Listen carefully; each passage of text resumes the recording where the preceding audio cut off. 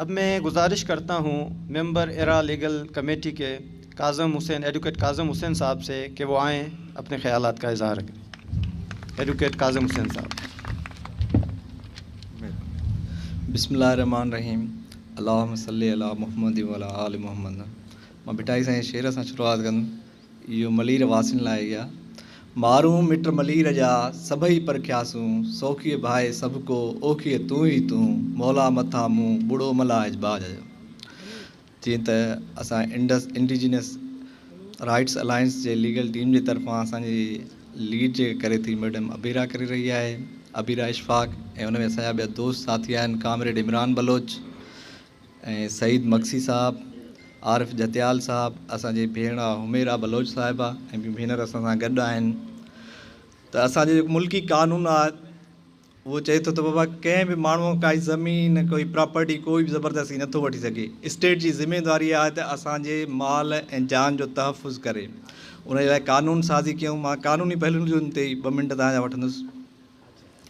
त हुन में फ़ौजदारी कानून जे तहत आहे त कोई बि तव्हां सां ज़्यादती करे थो, कोई बि तव्हांजे मिल्कियत खे नुक़सानु पहुचाए थो त उन जे लाइ थाणा आहिनि। स्टेट जी ज़िमेदारी आहे त उनजो तहफ़ुज़ करे थाणे ते वियासीं। फ़ौजदारी कानून में लिखियलु आहे त उन सेक्शन 154 आहे, उहो चवे थो त जेकॾहिं कंहिंसां बि कोई ज़्यादती थिए थी, कोई अचे थो त एसएचओ बाउंड आहे त उन कानून जे तहत उनजी रिपोर्ट लिखे FIR दर्ज करे।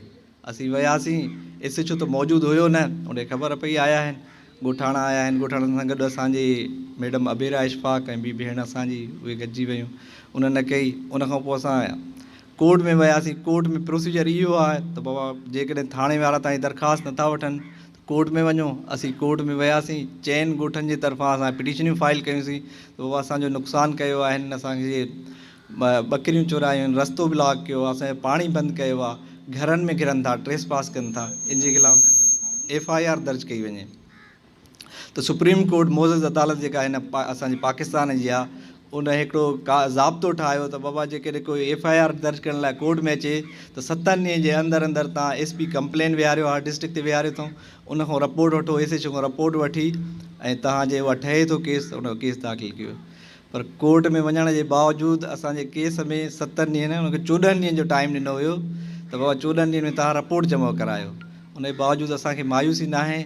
इंशा अल्लाह ताला असांखे उमेदु आहे त ज़ालिम जेको आहे हिन जे ख़िलाफ़ु जेको आहे फैज़ मोहम्मद गबोल जहिड़ो माण्हू जंहिंखे तालीम त कुझु बि न हुयो पर शऊर हुयुसि, उहो तालीम डिग्रीअ ते शऊर आहे न।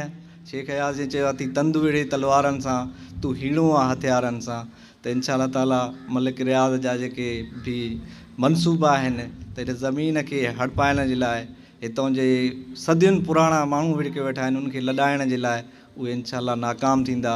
मां फैज़ मोहम्मद गबोल जे लाइ शेख अयाज़ जो चंद लाइनियूं लिखी आयो हुउसि, जेके बि सिंध जे मज़ाहमती किरदारु दोदे सूमरे जे लाइ उन चयूं, उहे मां पेश कंदुसि। मौत असांजो पाशो आहे, कारूं झर आकाशो आहे, मंछर आहे म्याणी आहे, सावण जी सोम्याणी आहे, वेसाखी जी वेर आहे, तुंहिंजा मुंहिंजा पेरा आहिनि, तूं मूंसां तोसां मूंसां ॼायो आहे, अणजातीअ मां आयो आहे, अणजातीअ ॾे वञिणो आहे, कंहिंजी मूर न मञणी आहे, भल ते हुजे पोइ लूलो लंघो, मोए वलीअ खां कुतो चङो।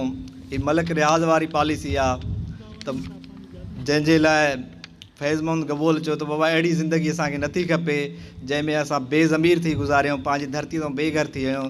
उन लाइ हिन चयो त लूलो लंघो वलीअ खां कुतो चङो, ए मतवारी मै पुॼाणा, सिजो भिरे थो मां छा ॼाणा, ही माण्हू जो मन आहे ही डूंगर खां बि ॾाढो आहे, ॾिस त कपह खां कौरो आहे, ॼण पाणीअ जो पौरो आहे, पंहिंजे तेजे वक़्तु अचे थो, धरती ऐं आकाश धुॾे थो, खिलजी तुंहिंजो संग घुरे थो, तख़्त चनेसर लाइ चाहे थो, तुंहिंजो वक़्तु अमानत आहे, तुंहिंजो तख़्तु अमानत आहे, हूअं त केई राजा आहिनि, माण्हू तोसां आजा आहिनि, जे तूं विढ़ंदे विढ़ंदे मारियो वेंदे, हिन वस्तीअ तां तूं वारियो वेंदे, दोदा तुंहिंजो साह त वेंदो पर माण्हुनि जो वे साह न वेंदो, ॾाॾो पड़ ॾाॾो तड़ ॾाॾो रोज़ु अचे थो हुनखे आॾो, नानो पड़ नानो तड़ नानो हुन खां नाहे कॾहिं बेगानो, दोदा तुंहिंजो साह त वेंदो माण्हूअ जो वे साह न वेंदो, आज़ादीअ लाइ विढ़ंदे रिढ़ंदे रिढ़ंदे रिढ़ंदे विढ़ंदा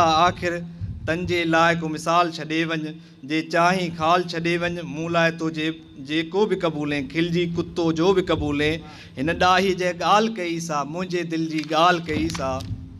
तुंहिंजो मुंहिंजो खून बि साॻियो, जीअण लाइ जुनून बि साॻियो, मरंदे ताईं वार कंदसि ऐं धारियनि जा सिर धार कंदसि।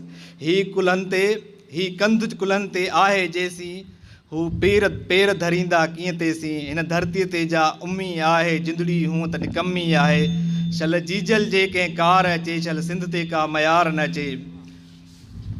जर फोटे जी फूंड अजाई, दोदा तोशो जान विञाई, आण मञी हा ऐश करी हा, ईअं न जवानी में तूं मरी हा। इन लाइननि मूंखे साॻियो ई फैज़ महमद जो किरदारु यादि थो अचे, जंहिंमें चए जर फोटे जी फूंड अजाई, दोदा तोशो जान विञाई, आण मञी हा ऐश करी हा, ईअं न जवानी में तूं मरी हा। छा बि चवीं मां मरणो न आहियां, छा बि चवीं मां मरणो न आहियां, वेस मटाए अचिणो आहियां, वेस मटाए अचिणो आहियां। तूं बि चने सर जो कुझु चाहीं, मूंखां अॻु मरणो आहीं, नाव नए सां वेस बदल सां, तुंहिंजी मुंहिंजी जंग अज़ल सां जारी आहे, जारी रहंदी जंग असांजी जारी रहंदी। जिए सिंध जिए लतीफ़। महिरबानी।